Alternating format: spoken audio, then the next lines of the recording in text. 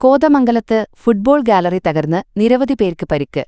Adivad sevens football ടൂർണമെന്റിനിടെ gallery തകർന്ന് നിരവധി പേർക്ക് പരിക്ക്. ഫുട്ബോൾ ടൂർണമെന്റിനായി കെട്ടിയ താൽക്കാലിക ഗാലറി ഒരു വശത്തേക്ക് മറിഞ്ഞു വീഴുകയായിരുന്നു. 4000-ലധികം പേരാണ് മത്സരം കാണാനെത്തിയത്. മത്സരം തുടങ്ങുന്നതിന് മുൻപായിരുന്നു അപകടം. അടിവാട് മാലിക് ദിനാർ സ്കൂൾ ഗ്രൗണ്ടിലാണ് അപകടമുണ്ടായത്. ഹീറോ യങ്സ് എന്ന ക്ലബ് സംഘടിപ്പിച്ച ടൂർണമെന്റിനിടെയായിരുന്നു അപകടം. പരിക്കേറ്റവരെ മൂവാറ്റുപുഴയിലും കോതമംഗലത്തുമായി ആശുപത്രിയിൽ പ്രവേശിപ്പിച്ചു.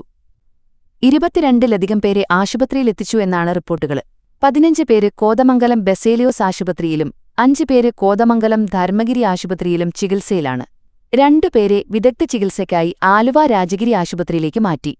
പലരുടെയും കൈകാലുകൾ ഒടിഞ്ഞിട്ടുണ്ട്. താൽക്കാലിക ഗാലറിയിൽ ഉൾക്കൊള്ളാവുന്നതിലും അധികം ആളുകൾ കയറിയതാണ് അപകടത്തിന് കാരണം. വലിയ ദുരന്തമാണ് തലനാരിഴയ്ക്കൊഴിവായത്. സംഭവസ്ഥലത്ത് വൻ പോലീസ് സംഘമാണ് നിലയുറപ്പിച്ചിട്ടുള്ളത്.